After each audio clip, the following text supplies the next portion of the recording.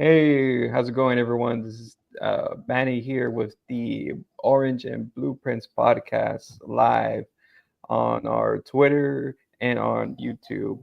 I can't believe it, Diego. It's the third episode. It feels like we've been doing this for 100 episodes already.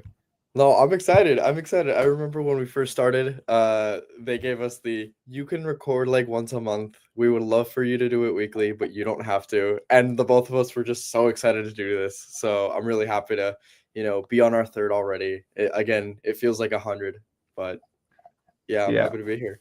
yeah. But here this week starts the NWSL and the Dash season, so we brought a special guest. You already know him. You already know everyone in Houston knows him. It's Theo Lloyd-Hughes. Theo, what do you say to the people? Hola, hola. Hello to my favorite people. I've just met Diego, but he's already my favorite. And There it's you so go. good to be here. Love you guys and everything you do. I think not enough love gets shouted out to the brilliant Bayou City soccer people. It's not easy to cover a football team with the dedication that you do. And that means a lot for all Houston soccer. So thank you. Happy to be here. Happy NWSL opening week. It's going to be a big one. Yeah, I think everyone agrees on that, and then thank you, Theo. I think we also appreciate all your work you do for the not only for Houston Soccer Dash, but also NWSL and all sports happening here as well. So if you don't know Theo, you're missing out. So basically, so always follow him as well. So guys, it's here. I think we've been waiting for this week and for the longest, but here we're at the finish line. Here we go. But before we get started on predictions and and the preview for the season, just want to get Dio's take on the team for the Dash. I know me and Diego have talked about it for weeks and weeks on. I want to know, Dio, what's your inclination, your feeling about the team and the roster, how it's composed? I think what I keep coming back to is an idea of unknown. I think even if my opinion, and I'm sure you share some of the same opinions, is the team have had a good off season. Angela, the general manager, seems like a great person and a good, serious president for the club to sort of build the culture and build connections, whether it's on the technical side, the sporting side, in the fan base. Fabrice is unproven. He's unknown, but again, seems like a nice enough guy. Seems very serious. Wants to be on the training ground working with players. I think there's a lot to like about the decisions, but what I keep coming back to is we just don't know. These is a sort of unproven group of players who, whether it is players who have been there for a while and struggled to maybe reach the ceiling of their ability, Diana Ordonez, Michelle Lozier, really talented players, both those two people, but examples of people who we maybe want to see go up another level and they know they can be even better in Houston. And then people like Messiah Bright, a Texas kid coming back who probably hasn't had the career she thought she was going to have, especially going to Angel City last year. So I think it's kind of an interesting team in terms of most of it, I think, are players with a sense of prove it. Like I said, a lot of unknowns. And then you get Yasmin Ryan, who arguably is one of the most exciting signings in the history of the Houston Dash, both her age, her profile, her ability, the fact that she is sort of approaching her peak and just breaking into the US women's national team. She's decided to make this move and get a new contract and sort of become the focal point. I think it's a really interesting time. But even that, right, like the Houston's best player is sort of entering a period where she is trying to figure out, can I be the star player? So even that's kind of, even the really, we know Yasmin Ryan is a very good player, but even that element that she's entering the unknown part of kind of her, can a team be built around her? So there's, the theme I keep coming back to is just very unknown. And I think Dash fans are probably getting excited, but I reckon there's a lot of Dash fans who are also thinking, I've got excited about this team before and I've had my heart broken. So I'm definitely, saying let's, pause any big ideas, any big predictions maybe, and let's see what happens when a ball gets kicked. No, I think covered all our bases. I think as everyone, as as fans or people that are media following the Dash, it's very much unknown. So much, Yeah. so much. I think, and also there was a help. We haven't seen any preseason games, so it's like Just so the we one. go. Yeah. Yeah, so just one that was on K20, and so my 20 actually, but that was pretty much it. And after that, it was like you can't tell games after one game, so you can't tell how people are, our players interact, and so but we hear a lot of good stuff on the media's on um, media day and everything, but it's different when it's on the pitch. So Well, and actually, just to kind of jump on that, it's different when it's on the pitch, Manny. I was listening to old Houston Dash head coach Sam Leahy in a press conference a couple of days ago. He's interim at Angel City right now, taking over them until the summer when they get a full-time head coach. And he said this great line. I think it might have even been me. I asked him on the call. I was like, when does a team go from being preseason to being ready for the season, right? And he was kind of like, well, when you're in preseason, everything's perfect, right? You're kind of setting up for this dream scenario. And he says you don't really know who you are until you get kind of punched in the face. That was the phrase he used. He was like, you don't know who you are in this league until you get punched in the face. So to that point, Manny, what you were just saying, it kind of feels like we won't really know who the Dash are until they get punched in the face or when the chips are down, and then you really start to see the real characters. yeah. Go ahead, Diego. I think both of you guys make really good points, and I think this builds a lot into our first matchup of the season, which Washington's a really Great really team. strong team, Really good team that can easily punish us, but it's also not necessarily a team that has the most amount of chips on their side of the table coming into the season. They are also a team that, especially with Trinity Rodman coming out, that she wants to go play in Europe. So the doubts of how long she's going to stay, they're going to want to make the most out of her time in Washington.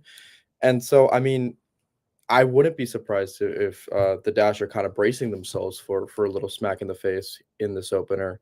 But a player that I highlighted last season or last episode that I want to circle back to with a little bit more positive, like a little bit more of a positive spin to it, is Maggie Graham. We've heard Fabrice time and time again praise her, and she's a player I was able to catch a couple of times while at Duke, and I saw her as an unbelievable player that can really benefit any midfield, and for her to be suited up with Yasmin Ryan, Diana Ordonez, players that in their previous teams really struggled because of service that wasn't provided to them. Yasmin primarily because she had Esther Gonzalez right there next to her, and Diana because the lack of midfield strength. Now the two attackers have that. And so I think that might be some little positive unknown that I can really point to for Dash fans to be excited and to, maybe think that it won't be a big punch in the face.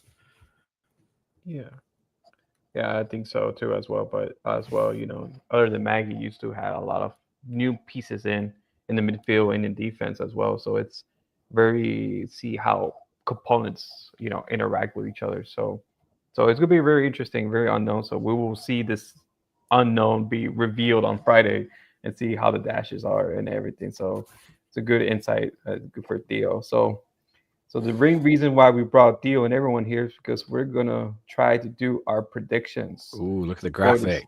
Now we're I talking. know. I think Rudy has been really Shout saucy. out Rudy. Shout out Rudy. So it's been real saucy for the predictions for this year. So we're gonna go slide by slide. So I don't know what's on each slide. So we'll see. I'm joking. I was like, we know it was on two slides. So but here we go. For the first slide, where will be the dash? Where will the dash finish in the NWSL overall standings? Diego, where do you go? I said last episode that if Maggie Graham is as good as advertised and Diana plays as good as advertised, we're making the playoffs. I understand, and this is something that we're going to talk about later in the episode, that she's hurt. But I'm going to stick to that prediction and say we're going to finish 8th. We're going to sneak into the playoffs, I think. Theo? I'm going to jump just on the other side of that and say 10th is sort of what I'm going with. I think if the Dash can stay in the playoff conversation, I think that can be viewed as a success. You know, we spoke to Fabrice today on the pre-match press conference, and he kind of minced his words a little bit. He was like, playoffs is the target, but, it's also about the process, right? Trust the process. Let's take it step by step. So you could tell he didn't want to, be under ambitious, but I believe, this isn't what he said, but I believe there's a little bit of translation in his words. And I think 9th, 10th, maybe even 11th, but you're 2 points, if it's a much closer league than last year, maybe you could be 2 points off 8th, but 3 places, it could be very crowded in that field. So yeah, I'm going to go with 10th, but I don't think that's necessarily a negative 10th, if that makes sense. Yeah. I had him at 9th. I had him at 9th. So the reason so we're all kind of in the same kind of feeling, the same pocket. I know there's going to be a lot of turnover, a lot of new construction, but I think there's a lot of good pieces. I think we just don't know how it's going to, unfold on the field. So I do expect not last. There's got to be some improvement from being last to almost making to the playoffs. So I think that's my guess at the moment. But it's so hard to know. So hard to know. And so many teams change a lot as well. But as we will get further on our predictions as well. So we'll see on that. So 8th, 9th, 10th for everyone. So we're around the same ballpark. Next, who will be the Dash top scorer this season? Theo. Great question. I'm gonna go with. I think the 3 who feel most likely would be Messiah Bright, Diana, and Yaz. They've got to be the top 3, you imagine. I'm going to go with Yaz. I kind of feel like in order for the Dash to be successful, you probably need 10 to 14, 10 to 12 goal involvements from Yaz. So that's goals and assists combined.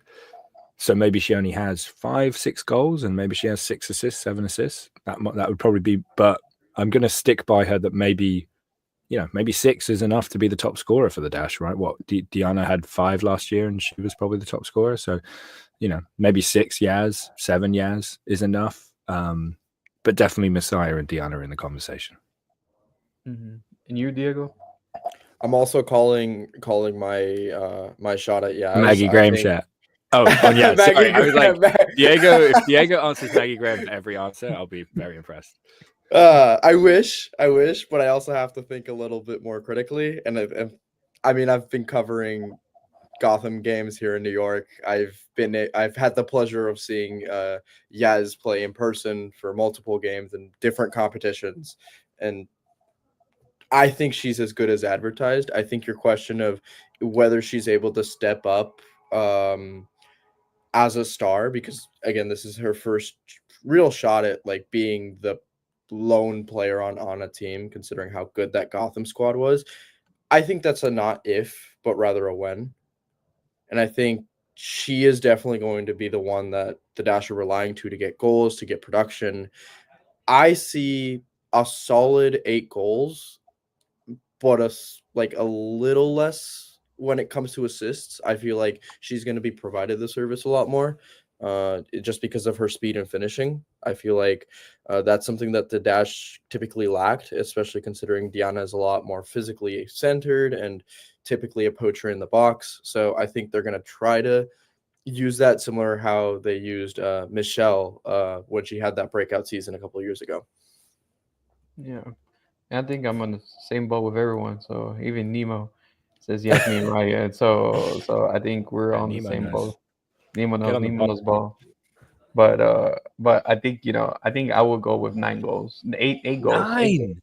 9. Really, only reason why is because Fabrice mentioned how Diana will be out for a couple of weeks, and so I think she will sort of be the starting point other than Messiah Bright, So yeah, I think she's coming as the main attacking piece. She will get a lot of the ball. Someone in the chat can probably fact check this in real time, but I think the record for goals in a single season for the Houston Dash is 10. Am I getting that right? Oh, Or 12? yeah, 10 or 11? where's Joey's stat What is Joey stats at? Yeah, where's Jory's Joey's stat? stat So when you need him? But so I it, feel like 9, Manny, is a big shout in terms of doing something, which, like I said, like Diego said, I believe in Yaz's talent level. It's just like we haven't seen that in Houston ever. yeah, I think Ebony Salmon got 9. So I think, to be fair, we did see 9 in 2022. But I think, you have to go back further to Kalia Watt or Rachel yeah, Daly for 10. yeah, exactly. So yeah, and I think that's the only reason why I think she has the talent, and I think she proved a lot as well in the She Believes Club with the U.S. national team as well. So she does have game time. She does about the attacking piece. I think she's more game ready than everyone else. But it's hard to know as the season progresses. But that's why it's called predictions, not facts. And so our next prediction: who will be the Dash top assist leader in this season? I have Barb. I have Barb as my top assist at for this season. Why? I think Why? last Yeah. year. Why? Because I think last year, I think it was her breakout season. I think we saw a lot more of her this season, last season, and then she broke out. She became more involved in attack. She felt comfortable now, and she was given all that space to work at. And then I think adding this attacking threats of Messiah Bride, yes, me Ryan, of course Patterson, an extra season of her versatility as well. And then all of course the other dishes in the midfield, I think she will have more involvement. But we all know who's gonna take that charge. The Theo, who do you think will be the top assist? I mean, it might sound a bit boring, but Yasmin Ryan would probably be my guess. Like I said, I'm kind of expecting a very balanced year from Ryan in terms of goals and assists. So I think she could top the goals chart with 6 or 7, and I think she could top the assists chart for the Dash with 6 or 7. I think that's the kind of player she is or has been, and like Diego said, maybe it changes. Maybe she does become more of a shooter in Houston. But for now, at this stage, I would back her with goals and assists. Yeah. And Diego, who do you believe? I think, Theo, you make a great point, especially because, I mean, throughout her career and her time at Gotham, she was the main piece to assist play and to push the ball forward. I'm gonna do a little bit of a dark horse pick here and pick Avery Patterson. I think Yeah. when we talk about youth in this squad, very few players have broken out like she has, especially as a fullback.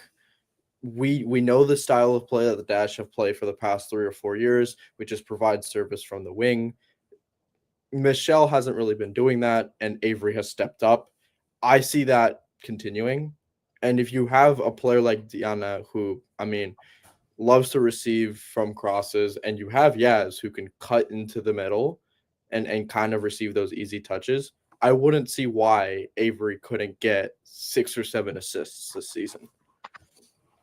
No, it's not a bad shout actually, Diego.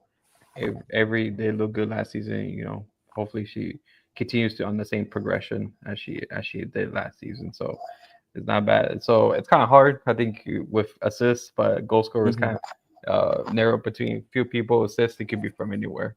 So it could be even defender. We never know. So we'll see. We'll see who will be the top assist leader. Now, who will? I think this was a random one. I was like, okay, who will Hmm. be the Dash's first red carded player? Diego, who do you believe? Hmm. I think it's gonna be a really stupid foul on like a midfield play. So I'm just gonna say Barb. I feel like Barb is one of the few players on this team to like challenge for every 50-50. And I just know that she's inevitably gonna get one wrong, and I mean it happens. I don't really think we have like a fiery personality like on this team. Like I wouldn't necessarily like say, oh, Jane Campbell's gonna do something stupid and get a red card. Like no. I think it's just going to be bad timing, and she's going to make a bad tackle. So Barb, I guess. You, Theo?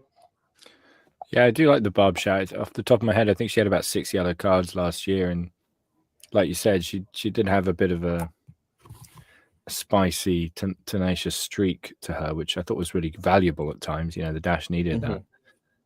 But my guess for the red card would probably be someone in the defense who would have to make a challenge to sort of last player, Dogzo, you know, denying an obvious goal scoring opportunity. So I think it'd probably be Paige Nielsen sort of sacrificing herself to stop the play. That would be my guess. Yeah, I think so too. I think that'll be the only scenario. So like Diego said on spot, I don't think we have a fiery player that challenges real aggressively on the ball. I think the most likely scenario will be a Doc. So yeah, I was thinking either Paige Nielsen or even Natalie Jacobs. So one of those two players to get the first red card. It was just a fun question to see, to bog our minds with. I don't think we never want to see someone get a red card for a stupid reason. So we'll see. All right, who will be the Dash team MVP this season? Theo, I want to hear you on this one. I mean, do we just say yes, Ryan? Is that is that where we're at? You know, I'm a broken record over here. Who could be the MVP that's not Yaz Ryan?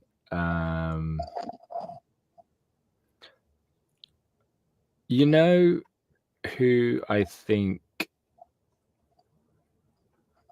has gone under the radar maybe as a signing and has gone under the radar in her career, and Diego, you can maybe talk more about watching her in New York, New Jersey, but Delaney Sheehan has been such an important part of the Gotham success story, and her ability to play where she needs to play and pop up where she needs to be to sort of help the team win and help connect the midfield and the attack and the midfield and the defense. I think she might really break out this year in terms of the way the league and fans and media look at her.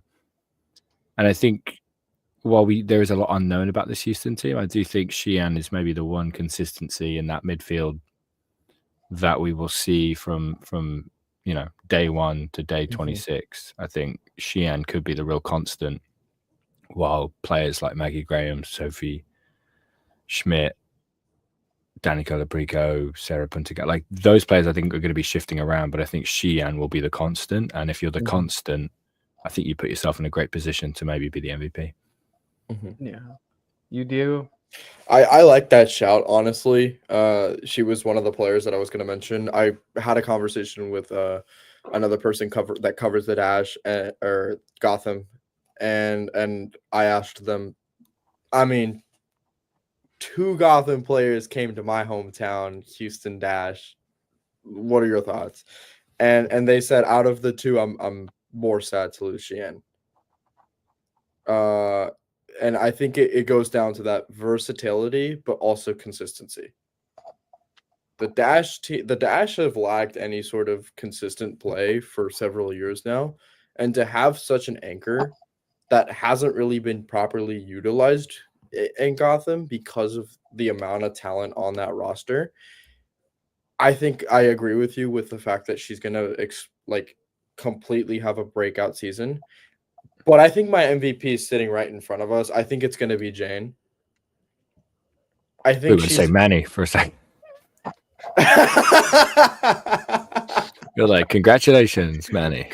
Manny, hey, Fabrice just called me. You're gonna. He's got the away kit on. Yeah, I got the kid on. So he's got the kid on. Put me in, coach. Put me in, coach. No, but I think my MVP is gonna be Jane. I think she's arguably the most invaluable person on this team. I feel like you can try pretty hard to replace any player on this team. The one person you will inevitably fail at doing so is Jane. I love Heather as a backup goalkeeper, but I think what Jane Campbell offers currently it's MVP levels. So I wouldn't be surprised if she wins it. Diego, can I just say, I think you're right, but if Jane is the Dash MVP, there is no way they're finishing 8th. Yeah. It's That's like in true. order for that to happen, the Dash are going to have to be like 12th or 13th. Like, you know what I mean? It's just you don't see good teams getting awards to the goal. You know what I mean? Jane was goalkeeper in the year in 2023.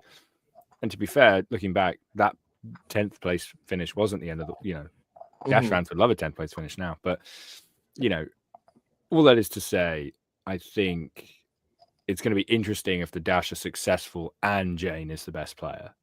They're going to be very, it's going to be 0-0s and 1-0s, which, it's not the realm of impossibility to be 8th. But part of me feels like if Jane is the MVP, and I think everything you said is absolutely correct, she's valuable. She's been one of the best players in the history of this club. She is at a very elite level. She's breaking into the national team.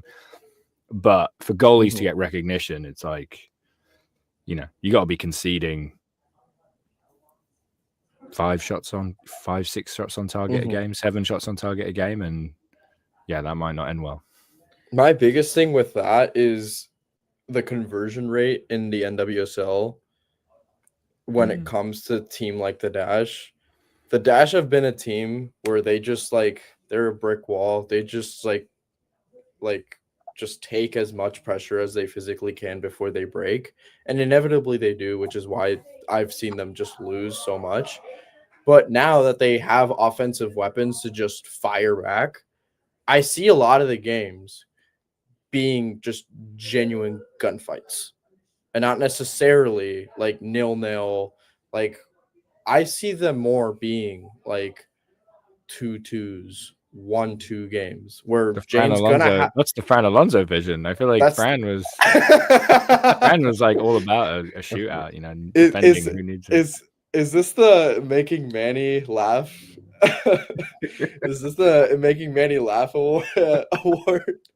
But yeah, so I definitely see this way because it also adds to the point that Yaz is gonna have to score a lot of goals for this team to be successful. And we can all agree on that.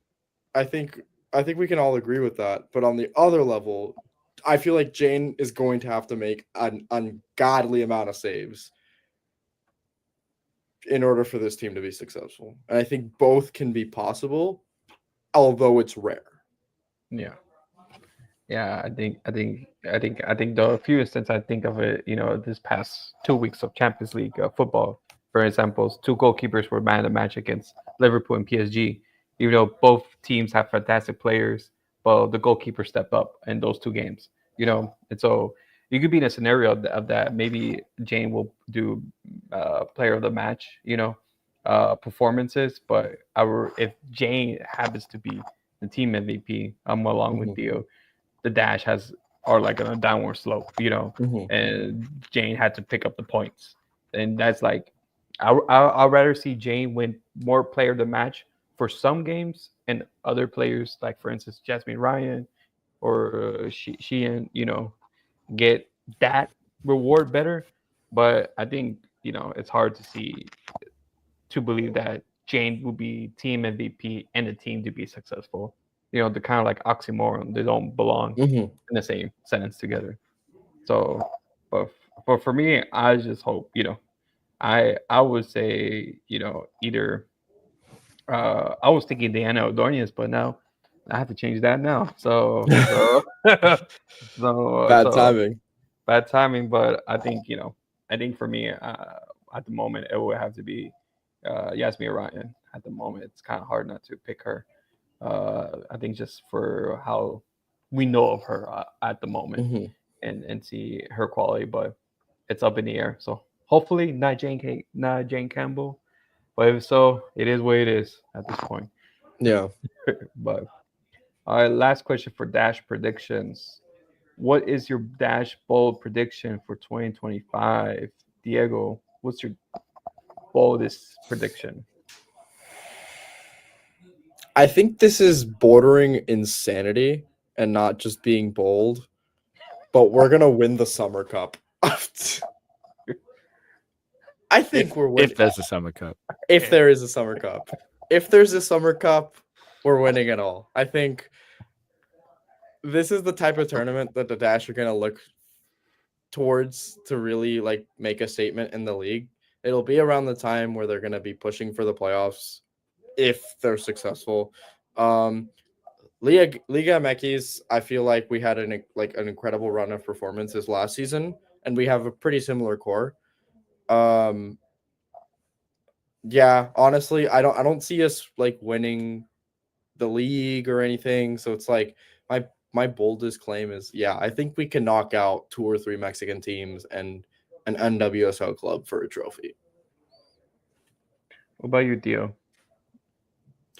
Is it a bold prediction to say that Fabrice Gaudreau will survive the season?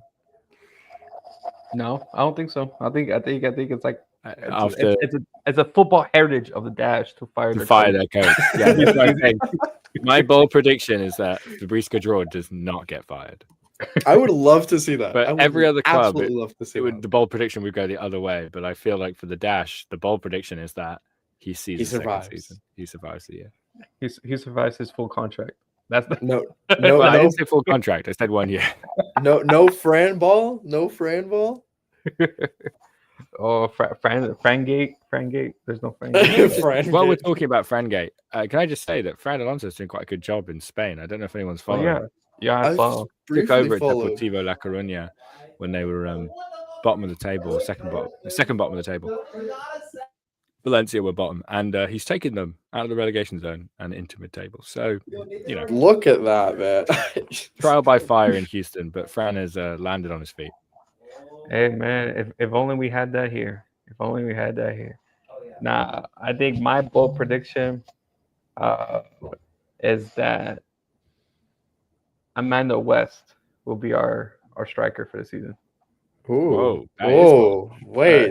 Wait. I like in this that. imaginary world, what happens to Messiah and Diana? I don't know. As I say, they it's okay? bold. Like, They're something well, at the moment, Diana's not okay. So okay, so Diana, you could take Diana off the table. What happens to Messiah? She just doesn't play well. I don't know. You never know. You never know.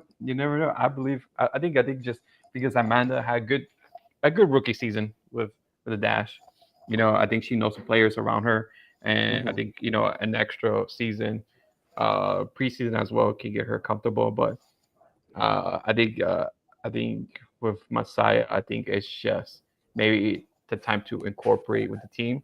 Might take her a little bit longer than maybe Amanda has, but that's why I say it's bold prediction. I have no idea. We'll see. We'll see how the season goes. But that's my bold prediction. It's gonna be a lot. Notorious Nemo says we'll make the playoffs. That's his bold predictions. That's even bolder than me. That's bold. That's very bold. But that will be all for the Dash predictions. Now we're going into the NWSL. Who will win the NWSL Shield? Ooh, Theo, I want to see your. I think I want to hear your response. I'm feeling Casey Current. I think they, from top to bottom, football clubs sometimes they start, in the ownership and the leadership, and all the way down to the fans and the community and the city and the players and the facilities. It feels like that club is doing everything right, And I think they were very good last year at scoring goals. Defensively, they got better, made mid-season adjustments, getting in Alana Cook and Kayla Sharples. And I think the goalkeeper position is maybe a bit of a jury's out. They've brought in young Brazilian Lorena to be their starter, who looks quite good, but bringing in a new goalkeeper who isn't that experienced in the NWSL is going to be very interesting. But if the goalkeeper works out, they've got a fantastic team, best true goal scorer in the league in Tema Chawinga. And I think if Orlando drop off a little bit, they don't have the adrenaline, the morale, that kind of intenseness that they had last year because they were so good, and the spirit have a lot of early injury issues. I kind of think KC might be the most consistent team over 26 games, and they kind of get it done. Mm-hmm. Diego, who do you believe? I mentioned earlier that Washington's going to be a good first game for us because last year they were a team that was so good but didn't necessarily have that cunning edge to them. I see them picking that up this year and winning it all. They were so close, and I know that they definitely want to run it back. I think they are currently on like in threat of losing their best player in Trinity Rodman. I mean, admitting that you want to play in Europe before you retire, that's a pretty obvious sign that you're leaving soon. If you're any professional soccer player, and I know the Spirit are going to want to use every last second of minutes that she's on that team to be competitive. So I don't see why they can't pick up reinforcements during the summer. I don't see why they can't be successful again. And I think Orlando's still gonna have like the Marta magic and everything that comes with, I would say, her farewell tour, because like I don't know how long she's gonna keep playing. Um Gotham got worse. Gotham got worse. I think Casey, although they're gonna be consistent, I feel like they currently don't necessarily have the cunning edge that you need in the playoffs to win it all. And I wish Well, I the could good say thing this. is that you don't need to win the Shield in the playoffs. That's true. That's true. I was thinking of the playoffs. I don't know why. Um, I'm also very tired because it's an hour ahead here. Um, but yeah, I see Washington getting some silverware. Hmm. I have the Washington. I have to feel.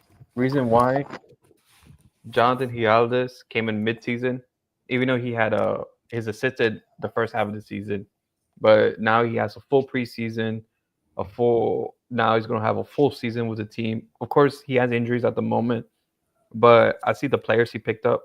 You got Lucy Santos, who came in mid-season last year.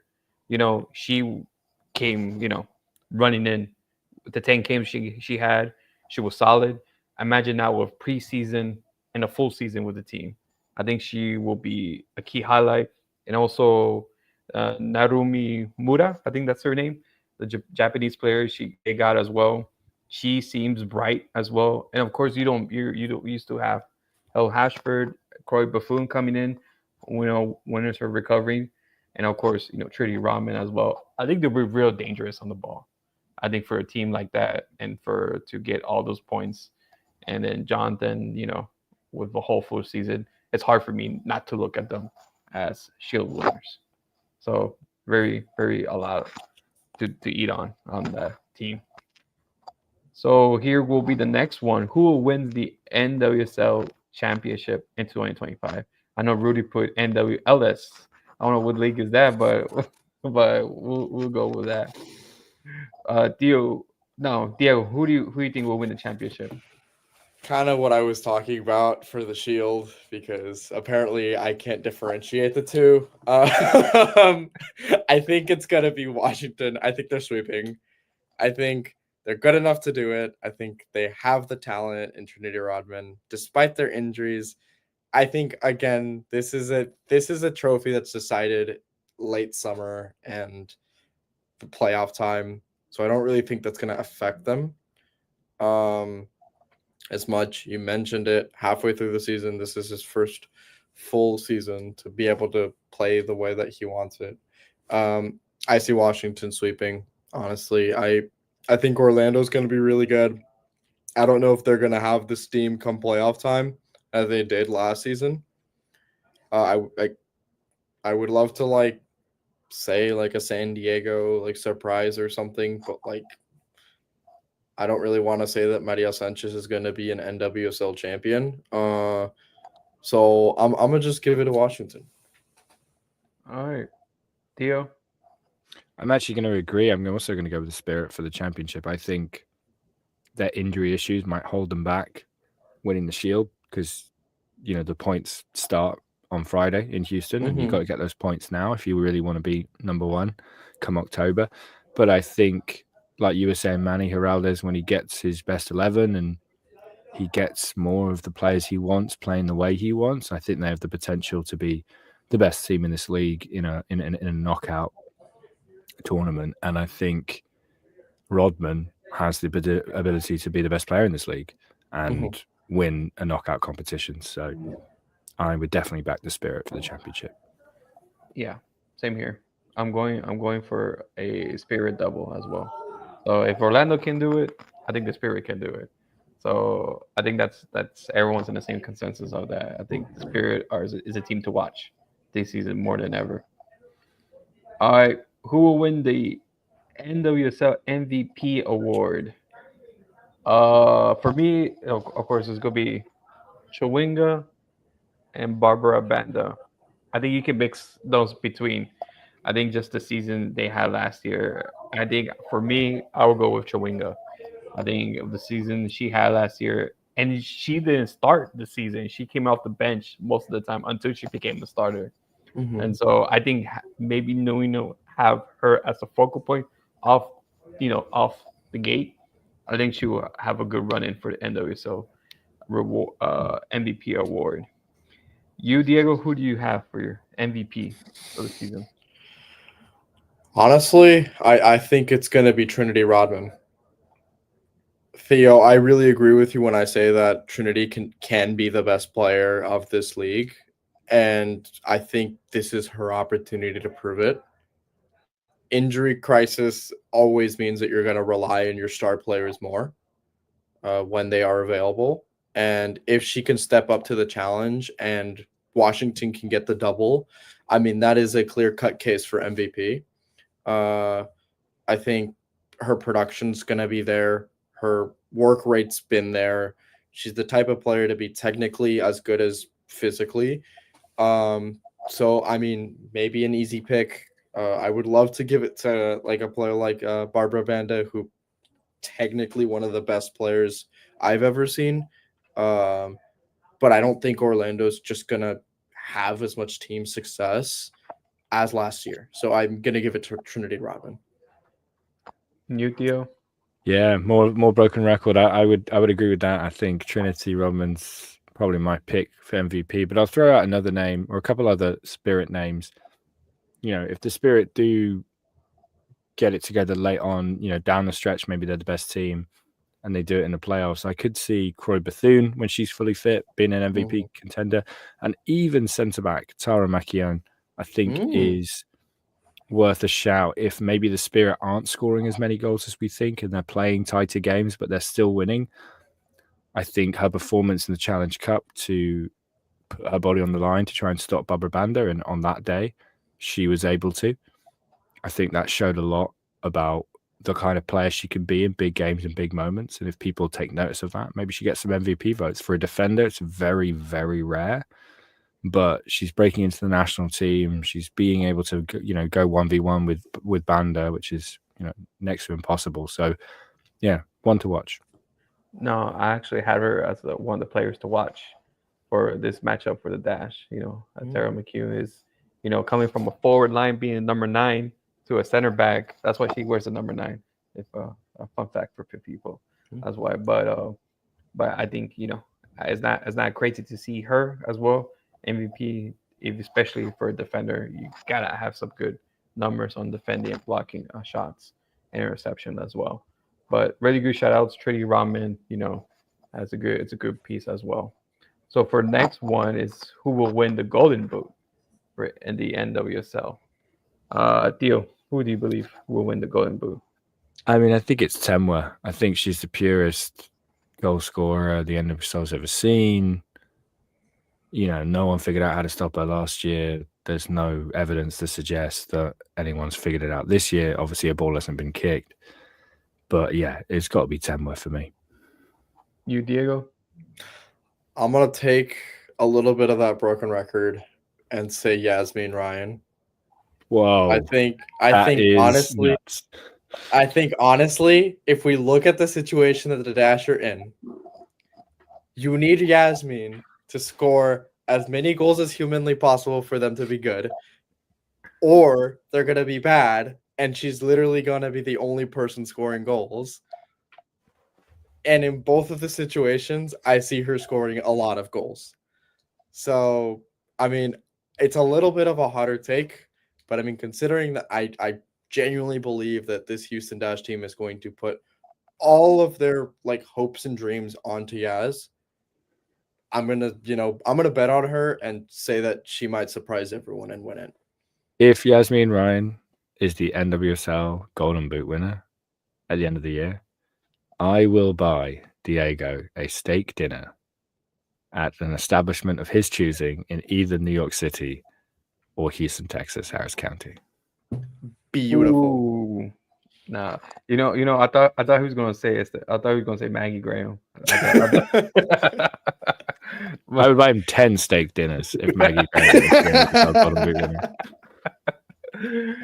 No, but Watch a Yasmin Ryan hat trick in the first game of the season.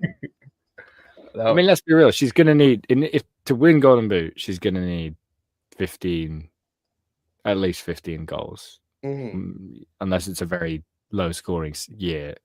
14 to 16 goals, or maybe 20, which I don't think that's going to happen again. But I don't see Yaz. We were talking about 8, 9 earlier on in the show, and so now you're pushing it to the next level. I'm like, ooh, got it. Would love to see it. For the record, love Yaz. Love Yaz. to She's so talented. Would love to see it. I'm not betting again. I'm betting against it. I'm betting against it, so Theo won't have to pay steak dinners for Diego. But I think my pick will be Chamwinga or Banda, but I will go with Chamwinga because it's just she was unstoppable. She was unstoppable. No one can stop her. So I think she will continue that this season as well. All right, and we're on our last prediction. What is your NWSL bold prediction for 2025? Let's see. Let's go with Diego. I'm struggling to think. Does the NWSL do the same thing where it's like the best 11 at the end of the season? Yeah. Maggie Graham's gonna be on that list. Maggie Graham's making that starting 11. You know what? Might as well finish the way that I started. Maggie Graham is making the NWSL best 11. Man. Okay. Theo, what you got to say for that? I'd love to see it. That is more believable than Golden Boot. Like, she has more avenues to impress as a player in a best 11 scenario than she does to have to score 15 goals or whatever. I can get more on board with best 11, but I still don't think it's going to happen. But you don't know. You don't know. That's the beauty. You never know. It's the beauty of a prediction. It's the beautiful game. And you, Theo, what's your prediction? My bold prediction is, I really haven't had much time to think about this, but my bold prediction is that after the Euros, so the Euros and Copa America Femenina are happening this summer, I think we see an influx of players from those competitions arriving in the NWSL for big money deals.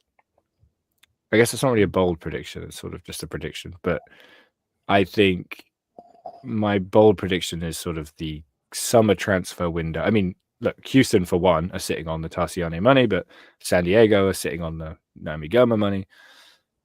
I think we haven't seen much cash splashed in the NWSL yet. And maybe we won't. Maybe just owners are feeling a bit stingy at the moment. But I think my bold prediction is that the summer transfer window is when teams get serious in terms of upgrading, and that we sort of see a lot of big names move around and some of these teams try and save their season or upgrade.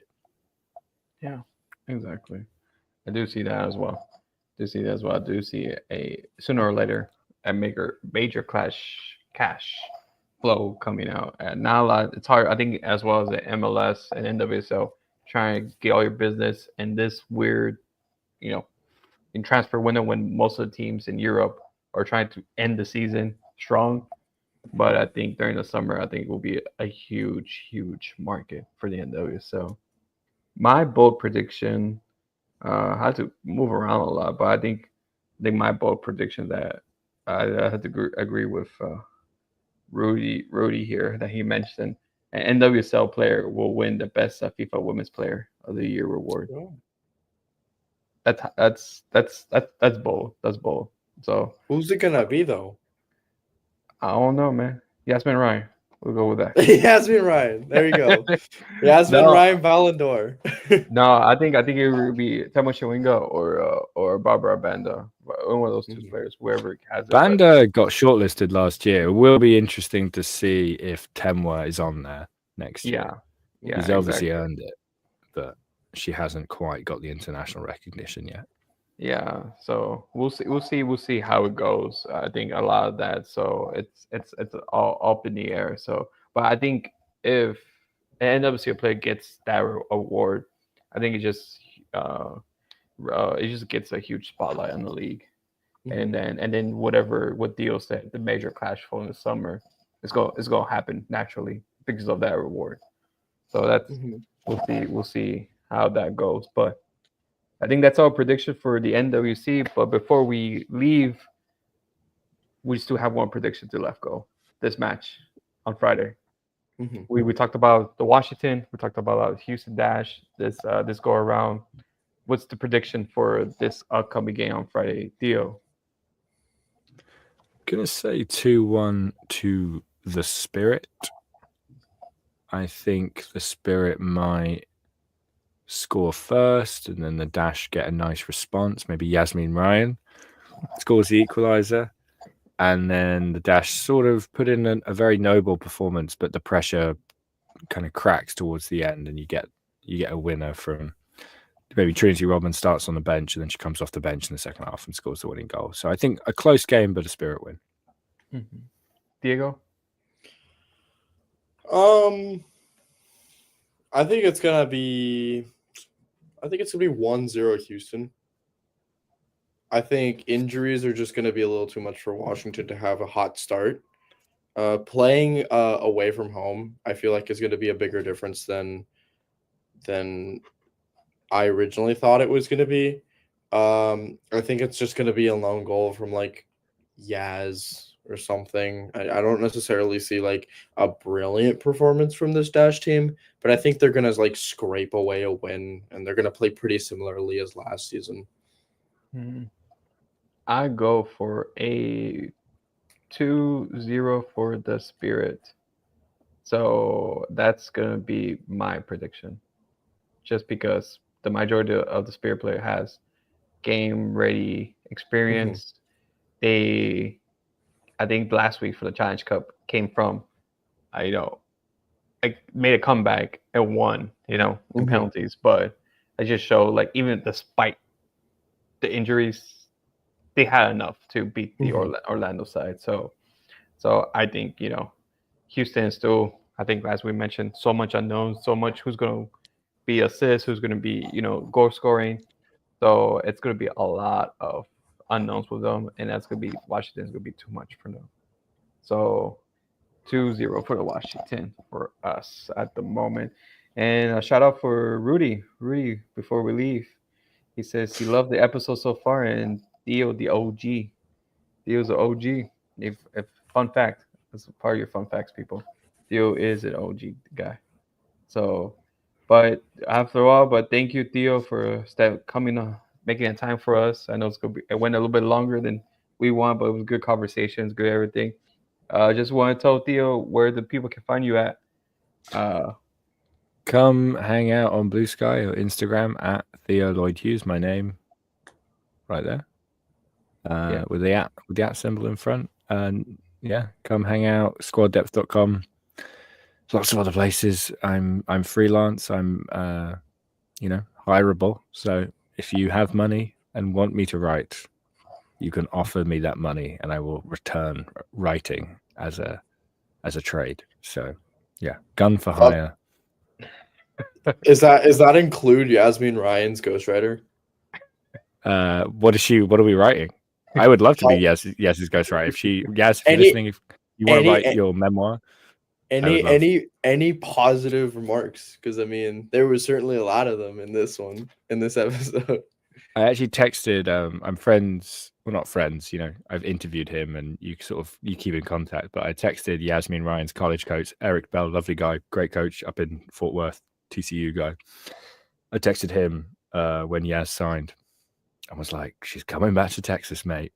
You got to get down to Houston." He was like, "I just saw the news. I'm so excited. I'll be there." So maybe I'll get a coffee with Eric and start working on the Yasmin Ryan book. He has a very good story. This will be the last thing, and then we'll end the pod. But he has a very good story. He's told me before. I talked to him in 2022 when Portland went to the final and won the NWSL championship, and Yaz was the starter in that Portland team. That was sort of her breakout season. And he told me the story about how he scouted her, and he was actually there to scout someone else. And she didn't play for a very good club team in Oklahoma. It was sort of, not an elite, one of these sort of really elite teams. It was like a lesser team. And I can't remember he used a very Southern American word to describe like mediocre or like not very good. He was like, she played for a team. And he basically was like there to see the better players, but then he was walking, what these youth games are like, there's like 20 games going on at once. So he's walking through like the games he doesn't want to watch to get to the team the players he was there to scout. And he sees Yaz collect the ball, take a touch on a right foot, shift it to a left and kind of switch the play to the other side. And he was like, who the hell's that? And he sits down, he ends up watching the whole game, never even goes to the game he was like in Oklahoma. I think it was like a Thanksgiving or a day after Thanksgiving kind of tournament in Oklahoma. And he ends up watching the whole game and ends up, offering her a scholarship at TCU. And it's sort of, he says it was all completely by chance. People weren't there to scout her, but you saw it in real time and you realized she had something special. So if you want to hear more of that, subscribe to Theo Lloyd-Hughes. He has all the inside scoop and stories like that. Trust me, you won't regret it. And as for us, BioC Soccer, biocsoccer.net. You can always look at it on Twitter or X, Instagram, YouTube, everywhere. So always look out for, we're going to have articles coming up for this week as well. So, keep up everything on Houston Soccer and Dash wise. But thank you, Theo, once again for hopping on with us. And hopefully we can have you maybe mid-season or end the season review of Anytime for my boys, Manny, yeah. Diego, all the lads. Anytime you need me, I'm here. Like I said, keep up the great work and lots of love. All right. So thank you, everyone. Thank you. This is the Orange and Blue Blueprints podcast. And so we'll hope to see you next week. Hopefully after a good result, we'll see. Hopefully not, we'll know. So we'll see from there. All right. See you. We'll see y'all soon.